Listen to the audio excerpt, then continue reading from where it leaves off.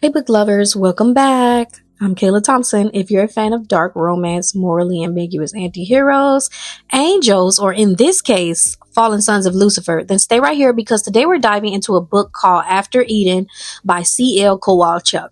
Now, I'm not sure if I said that name right, but I really hope I did. Don't want to butcher anyone's author name.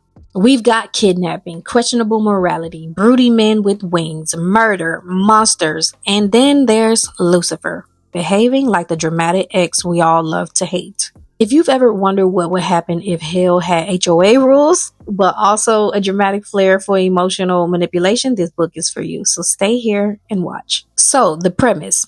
I can never say this word. Premise, forget it. Dax, Lucifer's rebellious, broody, sometimes frustratingly hot son, is basically told by him that, Hey, go kidnap this woman named Lilith for me. Adam's first wife. Obey and do what I said. Do go get her, or you're gonna regret it forever. basically the conversation went like that. Naturally, Dax with his own mind, he's like, he's disgusted by this. Kidnapping is diabolical. But then Lucifer dangles the ultimate carrot. Dax get his own section of hell if he does this. But subtly, morality takes a back seat to ambition. And we're off the earth for the most uncomfortable kidnapping mission ever. But before we get into this plot, let's talk about the character because, oh boy, Kowalchuk does not disappoint. So Dax, our anti-hero with a complex moral compass. He has wings, he has sass, and apparently a talent for getting into absolutely filthy situations. Seriously, this guy lands ankle deep in pig slop right after leaving hell. And you're rooting for him while also being like, please, for the love of God, clean up.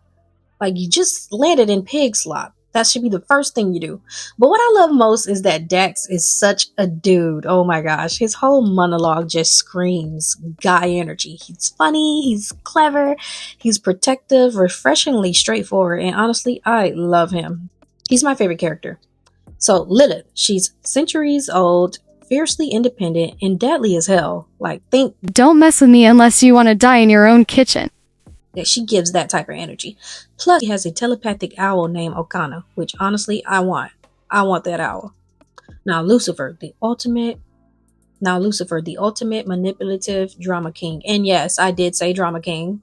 His ego is so large. He is a total pompous ass. Like, the kind of guy who'd flirt with his own reflection. Yeah.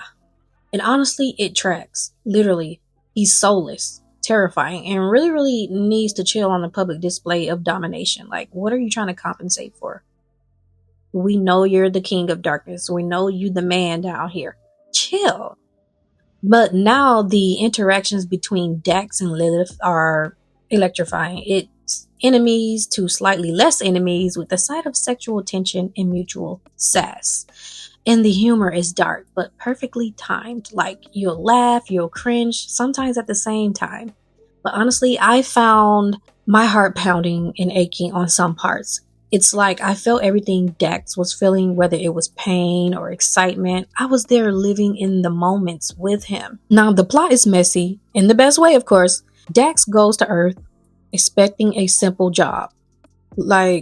And then from the very beginning, it gets tricky, from dodging villagers, navigating human filth, and rescuing kids from grotesque monsters, to learning the hard way that kidnapping isn't as glamorous as his dad made it sound. There's never a dull moment in this book, might I add. Now, Lilith is just as chaotic. She's killing guys in her kitchen, avoiding unwanted advances, and somehow surviving centuries of human stupidity. And I can relate to that because I'm trying to survive that today. Yeah, human stupidity. Now, together, she and Dax create a perfect storm of chaos, of sarcasm, sexual tension, and reluctant teamwork. And the book doesn't shy away from the dark. There's hell's politics, deadly creatures, and the fact that Lucifer is basically the worst father ever. And that's to be expected. There's a lot of adult content, yes, but it's never just gratuitous. It's messy, it's raw, and it adds the emotional chaos of the story. Like, Dax is torn between his feelings for Lilith and his obligations, including a pregnant ex-lover back in hell. Yeah, did I mention that? Yeah, he has a pregnant ex back in hell. So the tension is high. And yes, it's deliciously dramatic. I'm telling you, I was not expecting this book to be that good, and I'm going to tell you why. It was a book. It was the book cover for me. Honestly, I know that you can never judge a book by its cover, and boy, was that right. I'm looking forward to rereading this book. Honestly, I want to read it again. And as far as the book cover, I'm not saying that it is bad or anything, but it was mainly just the color of it for me. It was kind of like a bland brown color, but it didn't completely catch me is what I'm saying. But I am glad I read this book. I am. I loved it. One of my favorite things about After Eden is the humor. I know I keep mentioning that because that really stood out to me. It's dark, sarcastic, and perfectly punctuates the otherwise intense action and romance. Like Dak's inner monologues are hilarious. I'm so serious. Imagine a broody, sexy demon prince grumbling about the mud or human stupidity and how unfairly life treats him. He's full of intrusive thoughts, which makes him even more likable for me. What do you young people say nowadays? Like, he has aura? Yeah, that guy has aura.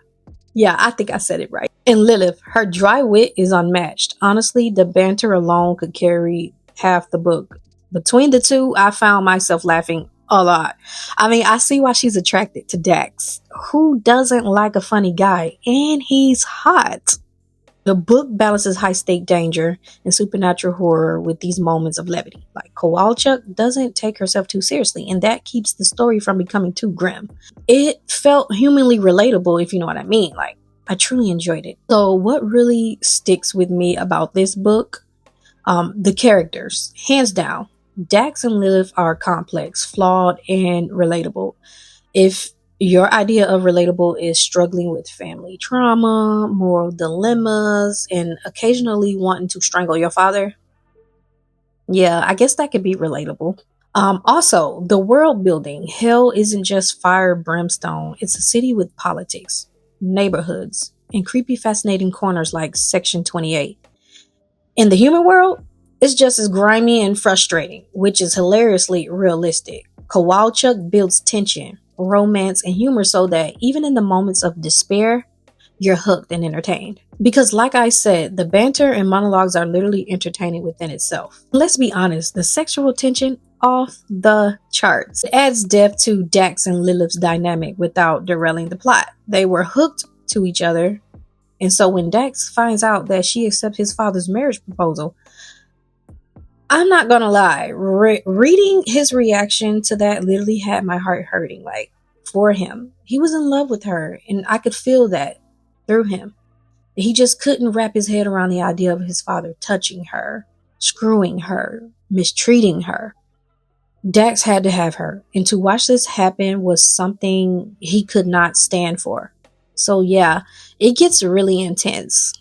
All right, let's talk about my favorite chapter, chapter 28, because that's when justice is finally served and the scene is pure cinematic gold. Now, I won't spoil the scene for you, but I will say that the whole scene was intense. It was sexy, it was powerful, all of it. Like Dax's calm confidence mixed with the little hint of cockiness. Yeah, that was hot.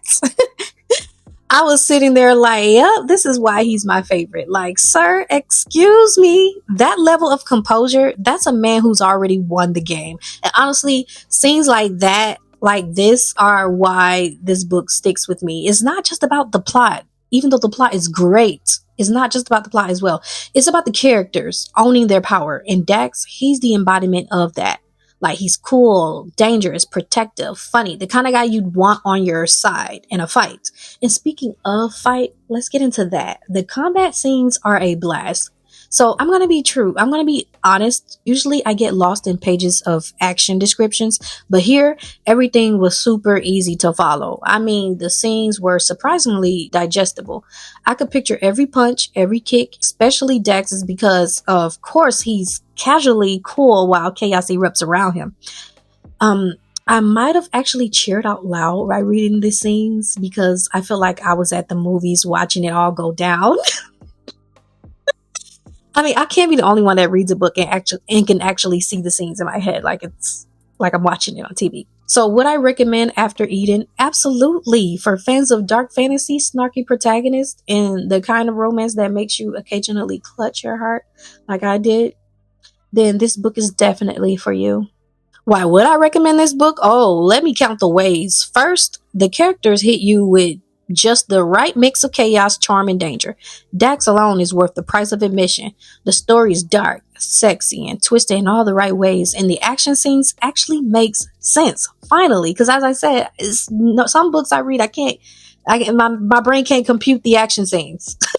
But finally, I get something that makes sense. Plus, if you enjoy a little humor mixed with your drama, like laughing while your heart is pounding, this book delivers. It's like watching a blockbuster in your brain, but better because you get all the juicy thoughts and details of the characters too. And a little warning, you'll fall in love with Dax just as Lilith did. And me. Guilty. Now that I think about it, I totally date a guy just like Dax. Why not? I love a funny, sexy guy. And he's protective. Oh my gosh, y'all, listen to me. Totally in love with a book character right now. Something's wrong with me. Or not.